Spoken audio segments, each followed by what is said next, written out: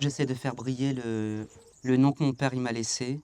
Quand je suis dans mon safran et dans mes plantes, je pense au cinéma également. Ça m'aide à réfléchir, à écrire également. J'ai des idées qui me viennent et puis dès que j'ai fini le safran, je rentre chez moi, je me pose et je les mets sur papier. C'est bon pour toi? Ninou, je viens de t'envoyer un article. Il y a un monsieur qui cultive du safran à côté de chez toi. C'est insolite, je trouve ça génial. Ce jour-là, j'ai écouté le message de ma mère. J'ai lu, souri et j'ai attendu. 3 ans. 3 ans à réfléchir sans agir, à me demander si j'étais prête. Puis un jour, j'ai arrêté de me le demander. Me voilà donc chez El Mokhtar, à Brochon.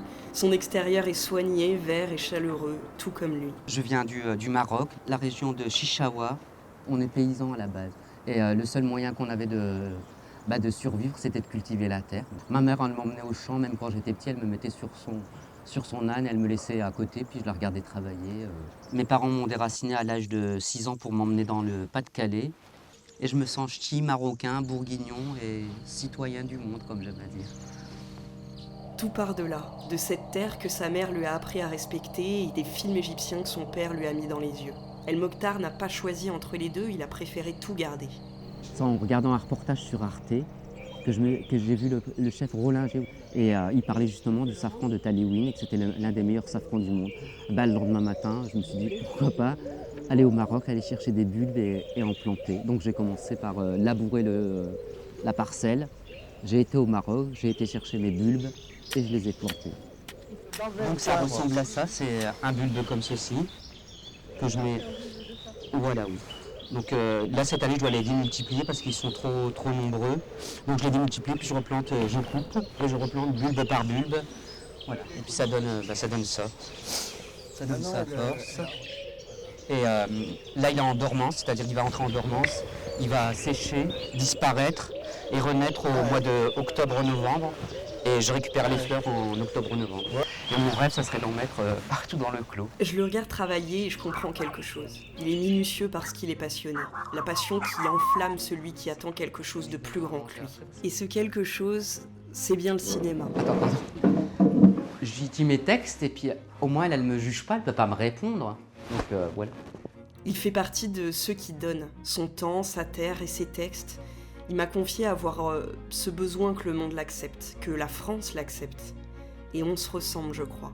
C'est comme ça que je choisis mes sujets, mon cœur vibre ou il ne vibre pas, et là, il vibrait. Dès que j'ai mis le premier pas en France, je savais que je voulais devenir acteur. Je viens d'une région du Maroc où c'est le berceau des artistes amazigh, c'est-à-dire les chanteurs. Celui qui n'est pas venu vers chez moi, c'est pas un vrai chanteur. Ce qui me fait vibrer le plus dans le cinéma, c'est de pouvoir oublier le El Mokhtar timide que je suis et de me transcender et puis d'être quelqu'un d'autre le temps d'un instant. C'est ça être comédien, je crois. Quand je suis sur un plateau de cinéma et que j'entends silence sur le plateau et action, voilà, c'est là que je me sens le mieux. J'ai l'impression de vivre un rêve éveillé, tout simplement. Et c'est ma phrase préférée, ça, tout simplement. Je le rajoutais à toutes les fins de phrases. Oui, c'est vrai. Même au casting de l'émission, j'ai rajouté tout simplement. C'est vrai, c'est tout simplement. Tu vois la chanson ? Tout simplement. C'est ma chanson préférée. Ça s'appelle Tout doucement de Bibi. Mes frères et sœurs, ils ont du mal à accepter que je sois comédien. Des fois, je signe l'artiste El Mokhtar Haraz et ils veulent pas admettre que... je sais. Ils me trouvent trop timide pour être un artiste, ils disent. Mais c'est pas grave, hein. Je les aime quand même. Non mais c'est vrai, hein. Cette phrase m'a saisi, dit avec le sourire, sans amertume. Il aime sans condition. Donc je prends, une fois qu'il est séché, il faut encore le trier.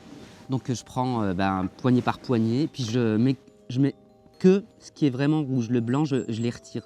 Genre ce filament-là, il faut encore retirer tous les 3 pistils.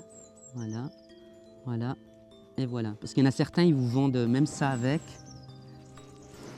Donc vous voyez, ça demande énormément de temps. Il y en a qui le font avec des ciseaux, mais moi je préfère le faire à la main. Mais ce qu'il y a de mieux à faire, c'est de le faire une fois qu'on l'a récolté. Mais cette année, comme j'avais des tournages à faire, j'ai pas eu trop le temps. Ça me permet de rêver aussi, puis d'être plus créatif même des fois. Ça m'aide même dans le cinéma pour être plus posé, plus tranquille.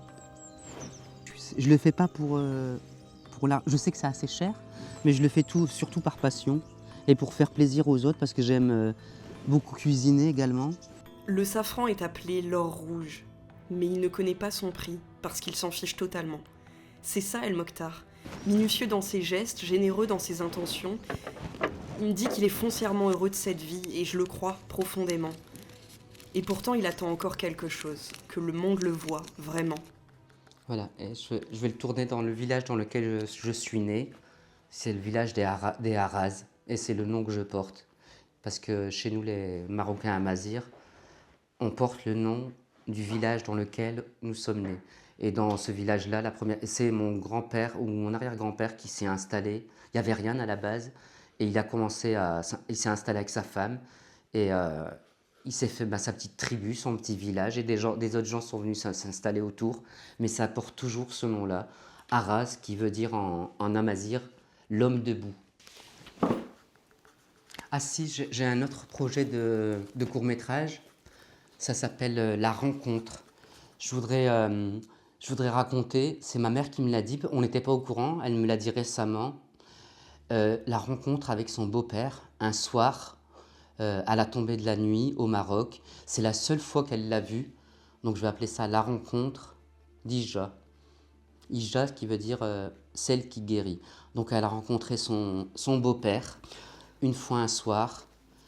Il lui a dit tu ne dis pas bonjour, toi tu es une jeune fille qui ne dit pas bonjour. Et elle lui a répondu mais je te connais pas. Il lui a dit mais pourtant tu seras l'épouse de mon fils. Et il lui a choisi comme mariée par la suite.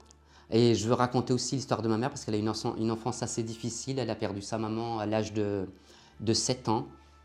Et son père s'est remarié avec une dame qui ne voulait pas des premiers enfants que mon grand-père a eus.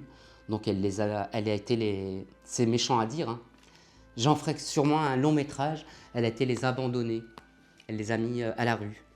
Et les 2 seules personnes qui sont sorties dans leur vie, qui sont ici en France, c'est ma mère Ija et mon oncle Mohamed, les 2 personnes qu'elle a mis dehors.